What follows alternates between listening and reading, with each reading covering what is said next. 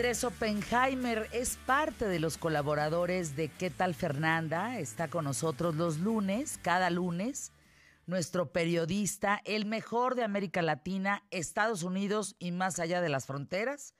Y hoy, mi querido Andrés, es muy interesante lo que nos planteas y solo porque tú lo dices, hay un nuevo informe del Departamento de Estado que dice que las granjas de fake news de Rusia están cada vez más activas. Así es, Fernanda. Gracias por el elogio. Fernanda, efectivamente, aunque esto ya se venía diciendo desde hace 2 o 3 años, ayer el New York Times sacó un extenso informe de el Departamento de Estado, de la oficina del Departamento de Estado, que sigue de cerca las corrientes de información en las redes sociales. Y según este informe del Departamento de Estado, las noticias falsas de Rusia y de Venezuela fueron un factor importante detrás de las protestas sociales que sacudieron a Chile, a Colombia y a Ecuador en los últimos meses del año pasado. Tú sabes, lo hemos comentado en noviembre, diciembre, hace pocas semanas, estas protestas sacudieron sobre todo a Chile y a Colombia, y eso llamó mucho la atención de mucha gente, porque son las economías que mejor estaban funcionando en América Latina, los países que más estaban creciendo, y en el caso de Colombia sigue siendo uno de los países que más está creciendo. Ahora, fíjate que hace 3 semanas, fines de diciembre, cuando lo entrevisté al presidente de Chile, Sebastián Piñera, para mi programa en CNN los domingos a la noche, él me dijo que hubo una mano extranjera, lo cito textualmente, cierro comillas, detrás de las protestas en Chile. Él obviamente decía que había causas intrínsecas, no era que él estaba adjudicando todas las protestas a una injerencia extranjera, pero él decía, me dijo en esta entrevista, de que había una mano extranjera detrás de las protestas. Y lo seguí investigando y ahora sale este informe que reporta ayer el New York Times del Departamento de Estado, que dice que casi el 10%, Fernanda, casi el 10% de todos los mensajes en Twitter apoyando las protestas en Chile en noviembre y diciembre del año pasado vinieron de cuentas de Twitter vinculadas de alguna forma a Rusia. Y lo mismo pasó con las protestas en Colombia contra el gobierno del presidente Iván Duque, y en Ecuador contra el gobierno del presidente Lenín Moreno, y contra muchos otros rivales, por así llamarlos, de Venezuela y de Cuba y de Rusia en América Latina. Todo esto es interesante, Fernanda, porque cuando le pregunté a un alto funcionario chileno después de esa entrevista con Piñera, bueno, ¿a qué se refería el presidente cuando dijo una mano extranjera? Y esto es durante las protestas por Perdón, WhatsApp. te dejé de escuchar Sí. un momentito, Andrés, como que hubo ahí un silencio. Si Ok. retomas unos segundos lo que estabas comentando. Sí, Fernanda, te contaba que después de hacer esa entrevista del presidente Piñera, donde él me decía que había una mano extranjera detrás de parte de las protestas en Chile, le pregunté a otro funcionario chileno, un funcionario que no quiso que divulgara su nombre, le pedí, bueno, ¿a qué se refería el presidente Piñera cuando decía eso? Y él me contaba, este funcionario, que, por ejemplo, el gobierno chileno detectó mensajes en WhatsApp, en que le mandaban a los estudiantes chilenos un WhatsApp de fake news, diciendo, ¿sabías que el presidente Piñera está intentando aumentar los aranceles universitarios en un 30%? Y, según este funcionario, eso era totalmente falso, el gobierno nunca había pensado eso. Y a las 4 horas, 5 horas, después de que los jóvenes se pasaban ese WhatsApp de uno a otro y corría como un reguero de pólvora, venía otro mensaje por WhatsApp de fake news viniendo de Venezuela y de Rusia, diciendo todos a la plaza de la Alameda, de la plaza central, para protestar contra el alza de las tarifas universitarias. Y eso, según el gobierno de Chile, ocurrió con el 31% de los mensajes en redes sociales durante las protestas recientes de las últimas semanas.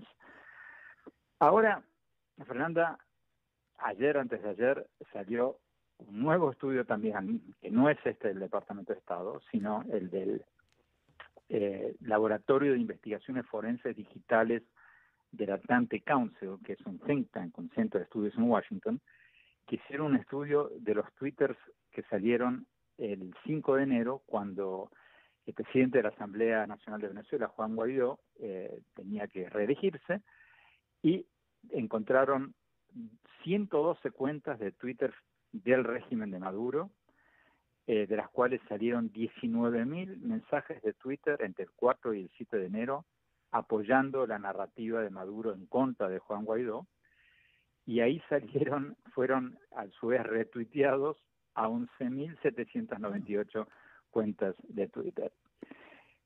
Resumiendo, Fernanda, ¿y qué conclusiones saco yo de todo esto? Bueno, ayer hablaba con un investigador de este laboratorio de investigaciones digitales forenses, un mexicano, por cierto, Esteban Ponce de León. Él está ahora radicado en Colombia y es parte de quienes hicieron este último estudio, no el del Departamento de Estado, sino el del Laboratorio de Investigaciones Digitales Forenses. Y él me decía que aliadas al régimen de Maduro, del régimen de Maduro, salían unos 600 twitters por día. Y estos a su vez eran amplificados por bots. Y al margen de eso, lo que hacían es, por ejemplo,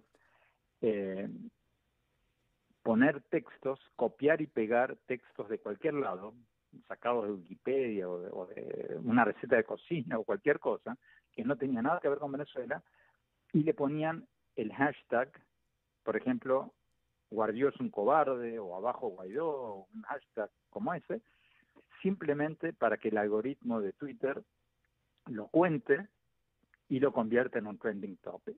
En otras palabras, Fernanda, cuando veamos un trending topic tenemos que ser muy, pero muy escépticos, porque estas granjas lo que hacen es poner cualquier cosa, cualquier mensajito, aunque no tenga nada que ver con el tema, pero le ponen ese hashtag y el algoritmo cuenta ese hashtag como uno más para formar un trending topic. O sea que estas granjas fabrican prácticamente los trending topics en Internet. Mi opinión, resumiendo, Fernanda, sobre qué podemos hacer sobre todo esto. Bueno, aparte de denunciar la aparente interferencia de Rusia y Venezuela en la diseminación de fake news en nuestros países, no hay mucho que vamos a poder hacer al respecto porque lo van a seguir haciendo, nos guste o no nos guste. Pero lo que sí podemos hacer es presionar a Facebook y a Twitter para que aumenten sus controles sobre las fake news. Porque, Fernanda, pueden hacer, estas grandes empresas tecnológicas pueden hacer muchísimo más de lo que están haciendo. Fíjate que el fundador de Facebook, Mark Zuckerberg, dice o ha dicho durante mucho tiempo que Facebook no es un medio noticioso y por lo tanto no le corresponde hacer de policía digital, que ellos son un mero difusor de noticias, pero que ellos no generan contenido y por lo tanto no tienen por qué vigilar el contenido. Pero eso, Fernanda, se cae, o sea, es absurdo, porque hoy día Facebook es la mayor fuente de noticias a nivel mundial y no pueden seguir escapándose de esa responsabilidad de vigilar lo que pasa por Facebook. Y tú me preguntarás, Fernanda, bueno, ¿qué pueden hacer? Bueno, la sospecha, Fernanda, es que no quieren hacerlo porque eso cuesta mucho dinero. Vigilar las redes por parte de estas compañías significa contratar a miles, si no decenas de miles de gente, administradores, para que vigilen y erradiquen las noticias falsas. Y eso, obviamente, incidiría en sus ganancias. Eso es costosísimo. Y tú me dirás también, bueno, supongamos que los presionemos a Facebook y a Twitter y a WhatsApp para que contraten policías digitales, gente que revise lo que está pasando en sus cuentas y elimine los fake news. ¿Cómo pueden hacerlo? Bueno, es relativamente fácil, porque lo que acá se puede controlar o se puede identificar fácilmente son las cuentas inauténticas.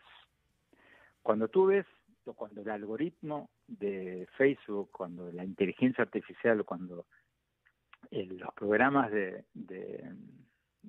computación de Facebook o de Twitter ven una cuenta de la que salen 600 tweets por día atacando a un presidente, bueno, eso es una granja, Fernanda, porque ni tú, ni yo, ni todos los que estamos tuiteamos 600 mensajes por día. ¿Cuántos mensajes tuiteas tú? ¿5, No, 6, bueno, 10? sí, pero no, 600 sí tiene que ser algo automatizado. Es importante el tema que estás planteando, Andrés, el día de hoy aquí en los micrófonos de ¿Qué tal, Fernanda? Digno de tomarse en cuenta, sobre todo a unas futuras elecciones en México. Gracias, Andrés.